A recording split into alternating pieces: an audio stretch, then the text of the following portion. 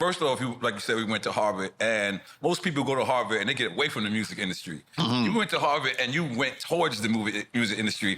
Did you feel like you was moving backwards at one point?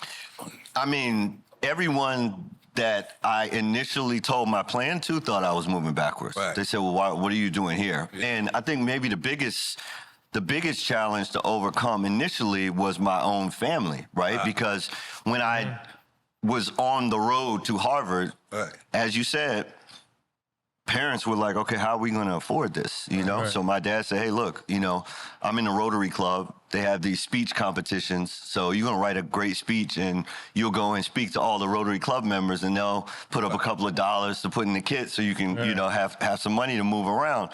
And so I wrote a speech about how I wanted to be a neurosurgeon. So that was very inspirational. You know, my dad was so proud of it. I was pre-med my first year at Harvard. And I realized, you know, the kids that were in my chemistry class, my biology class, et cetera, they had a passion for science, a passion for medicine, a passion for what they were studying, the problem sets.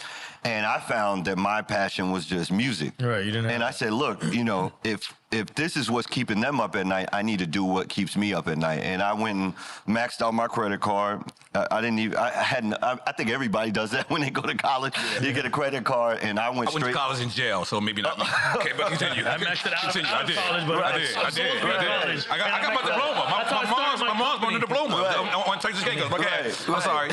Yeah. So you know, when you get on campus, every bank got the table out, and you go sign up. I got a credit card. Yeah, that was the predatory lending days. Of course. And so that's exactly what I wanted. So I was cutting hair on campus, and I wanted my little dorm room to feel like the barbershop. So I had to have the, 5-disc CD changer and, the receiver and everything, and made everybody listen to my records because, there wasn't really a black barber on Harvard's campus. Right. You had to go to Central Square or whatever if you wanted to get your hair cut. So I said, hey, I'm open for business.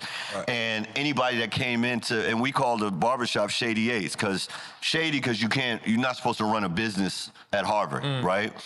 Which is why like Zuck and Bill Gates, they just dropped out because they were running their businesses. So Shady, and then Eights, because we charge $8 a haircut. So Shady Eights Barbershop. And then I used to have a line of folks, and it's like when I came in today. If you got a barber, they're about their craft. You got to sit there and wait. You know what I'm saying? So I would have my mixtape. You didn't get found out, and you had a line outside. Yeah, we had everybody just sitting on the couch or whatever. And we cut everybody's hair, but we actually, for me, I would have my records, and people would have to listen, while they were waiting. And that was my initial sort of focus group. And folks were saying, yo, you nice. So I said, hey, I'm gonna go for it. You were like the Uber driver. You seen the Uber driver? Yeah. He's playing everybody his shit. They're like, man, what's going on? So, you still paying off people student loans? I heard you paid off a couple of student loans. Is that true? Yeah. I mean, I think really right now, sort of what's been super important for me, I think everybody has, if they're extremely fortunate, they have a number of acts in their life, So maybe my first act was a starving artist. Right. Then I became a producer. Then I was able to be an artist. Then I built a technology company. And now I'm really at a place where, once you reach a certain level, it's about how many people can you send the elevator down for to bring them up. Right. And so, I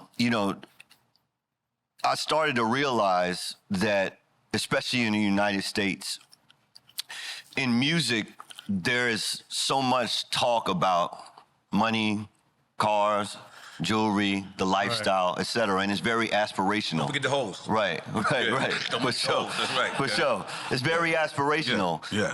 But as I started to kind of, have that one-on-one direct relationship with the people who were supporting me, you realize that America, and actually many countries around the world, is actually engineered for folks that only make $40,000, $50,000, $60,000 a year, right? And so to be able to educate folks. You know, sometimes you could, you know, give them a check, but giving them a check is like, totally different than teaching them how to fish, how to navigate finances, how to navigate the financial markets, how somebody who's a postal worker can retire a multimillionaire if they know how to put their money, you know, and put it to work the right way. So I would say that's the act that I'm in now. Is, you know, when you start thinking about legacy, it's about how many families, how many people can you touch. And what happened is, as I was, because you're right, I gave my phone number out to everybody, and as I was talking to folks were saying, yo, Rye, you know, we love the music. We love what you're talking about, whether it's, you know, like you said, happy songs, sad songs, etc. But you got a couple of records where you're talking that talk money-wise. And is there something that you can share with us? Because we'd be willing to, you know, support you even more if you can show us the way. And so we built a club, and, you know, we've basically been minting everyday millionaires through the Wealth Plan Club. And then also what I realized is that a lot of artists, they don't actually have a backup plan, and they don't actually have what they consider or what they you know, what could be their plan B or plan C or their second act or third act. Not everybody's going to be able to just do a podcast. Not everybody's going to be able to do a fashion line. Or even if you do, they don't have retirement plans or anything. Man. They'll spend it all when they get it and not think of what comes afterwards. Yeah, and so... I always say that. I always say the music industry and boxing is the only place that don't have like what is it? A union? Union. Yeah. Like, it's like look how brutal boxing is. Yeah. And then look how like the music industry. Yeah, but go ahead, continue. And so I think now what's been awesome is to be able to say, hey, look, everybody, if you've ever seen my Twitter, Instagram, etc., you can reach me directly. And if you're looking for that type of guidance, if you're looking for an infrastructure, I got a whole team, I got a whole staff, and we provide that kind of like business infrastructure. So give you a case in point. Somebody came to me and had just gotten an advance. Maybe it was somewhere between $70,000 to $150,000 little music advance, right? And basically, the first thing, especially young artists want to do is when they get that money, they say, hey, I want to put my mom on payroll. Right? And that's great. You should. You know what I'm saying? But you don't have to actually pay that money. You can actually put that money in a vehicle so the money pays your mom a salary. The interest of that money? The interest of that money? What? Yeah, exactly. Say that again. Yeah, for sure. So let's just say, for example, right? You get let's just say, for example, you get a $100,000 advance, right? Currently, there are vehicles, and we help artists structure those vehicles where you can earn 4% per month.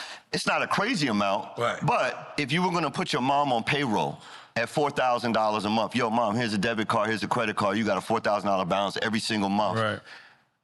That 100 earning 4% per month is going to pay her for the rest of her life, and that 100 never walks down. Right? So the 100 never walks down. The 100 is just sitting there. It's throwing off the 4. It's throwing off the 4. It's throwing off the 4. Mom is set for the rest of her life, and you actually did something smart with your money as opposed to saying, hey, I'm going to put my mom on payroll and pay her the 4. Because if you pay her the 4 in 12 months, now you only got 50,000 left. Then you pay her the 4 again in 2 years, now you got 0. Where if you put it in the right type of instrument, then the instrument will pay her. And then what's dope about it is once we start unlocking that for artists, right, they have an incentive because now they understand where the money, when the money comes in, they want to put it in these kinds of vehicles, right? What's a vehicle like that, for example? Like high-yielding bank account, like savings accounts? Yeah, or a CD, I mean, or I don't know.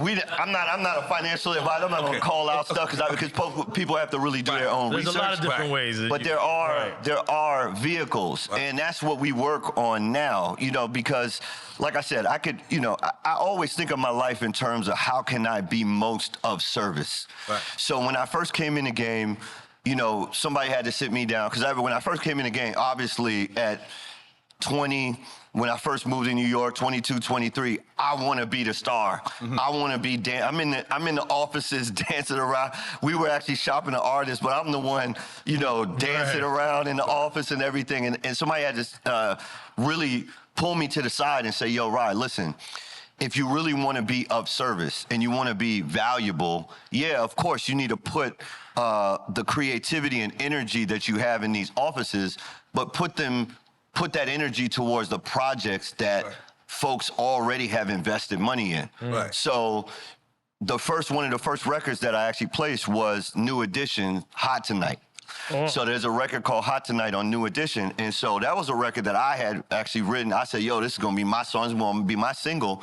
But when I came to New York and played it, New Edition had just gotten signed. Wow. And they say, yo, this is going to be the first single for New Edition. So it's about being of service. So making that sacrifice sometimes will open the window, open the door to relationships, to opportunities, because people know, hey, look, this is somebody I can go to who's if we need that single, we can go get one. You know what I'm saying? Right. And then what happened is that opened the door. Then Fab need a single. Yo, you be killing them. Red Cafe need a single. Fly Together. You know what I'm saying?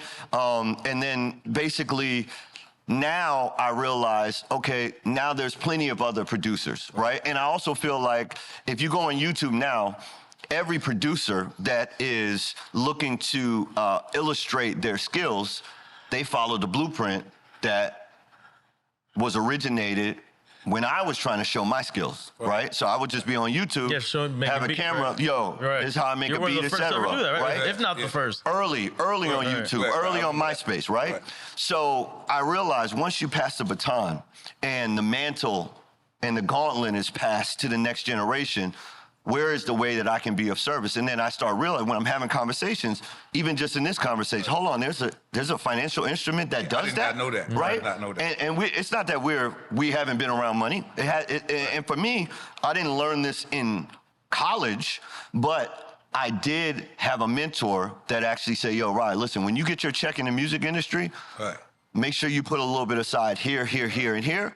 And then give me a shout 3 years, 5 years, 8 years, 12 years later and tell me how much it doubled, triple, quadrupled. And man, I still have those conversations. And so I realize now there's a responsibility that I have if somebody's an artist, if somebody is a manager. Because, you know, COVID hit people super hard, right? Especially managers, right? Managers were making money based on their artists being able to tour. Once the artists can't tour anymore, where's their income coming from, right? But if they had a little bit saved, they call Ryan. Yo, Ryan, listen, you know, we locked in, we shut out, we can't tour right now. I got a little bit of bread. It need to last me the whole year or, you know, until we get to the other side. And there's also no guarantee that on the other side of whatever the season is that your artist is going to be hot again.